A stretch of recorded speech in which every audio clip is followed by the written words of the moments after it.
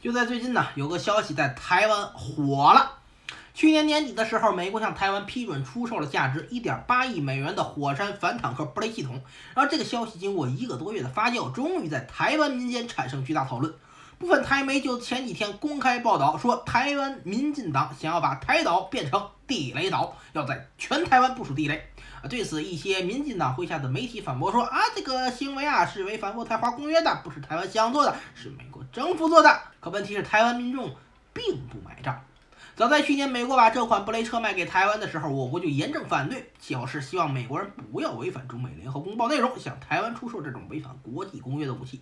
该武器由于具备不特定人员伤亡的特性，也就是说连平民一起炸的特性，早被国际视为高度不道德的武器。其中火山布雷系统更是布雷系统中的佼佼者呀，其性能非常强大。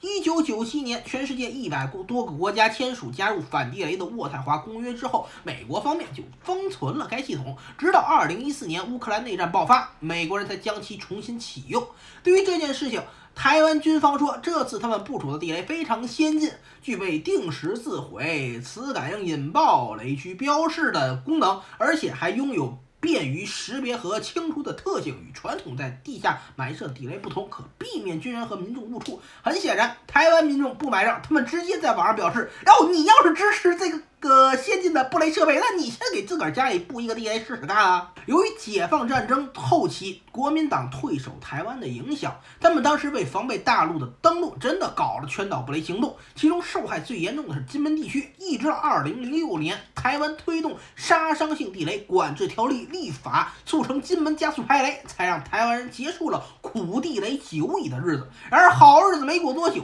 民进党又把地雷拉回来了。明明几年前两岸的问题只要通过对话谈判即能解决，后来民进党扩大对立，甘愿在自家土地埋雷，只能说民进党的每一步都是在出卖台湾群众的利益。除了这件事情，最近台湾民进党为了防御来自大陆的攻击，已经做出不少让人拍案叫绝的行为。首先是扩大征兵范围，将征兵范围扩大到一直到明年才能投票的年轻人身上反正现在被要求服役的这些未成年的年轻人没有投票权。等法案通过之后，这些人被强制拉到军营了，就算有投票权，他也没用了。然后就是这些被新招募的士兵营房统一安排在小学、幼儿园、医院边上，目的就是让解放军在攻击台湾营地的时候投鼠忌器，因害怕误伤儿童病人，不敢使用远程火力。更离谱的是，台湾伪军下令把重型武器藏在大楼中间、高架桥下面。过去他们是把武器藏在山里，而随这几年武器发展我国已经有了极其强大的钻地弹、炸弹之母，还具备极其强大的探测能力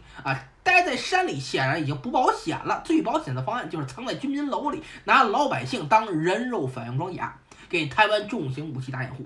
面对台湾伪政府的行为和台湾伪军的行为，我只能说他们已经不具备一个人最基本的良知和底线，说他们缺德都属于褒奖，因为他们就没有这玩意儿台湾很多平民都不想打，因为真打起来苦的必然是自己。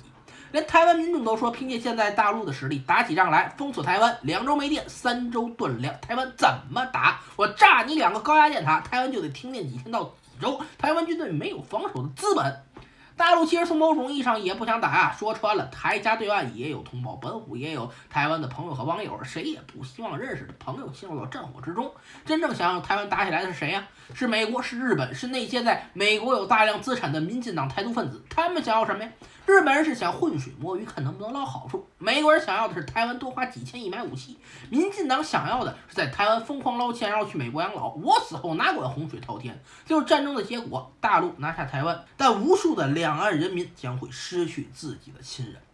中国一直以来都只是把武力统一当成最后手段，目的就是为保护台湾民众。而台伪政府也是想借着这一点给自己多捞好处。本虎要提醒他们，大陆不是不会选择武统台湾。如果真的有一天解放军被他们逼得不得不以千军万马过海峡的雷霆之势解放台湾的话，中国必然会集结全部力量将逃离台岛的民进党高层一网打尽。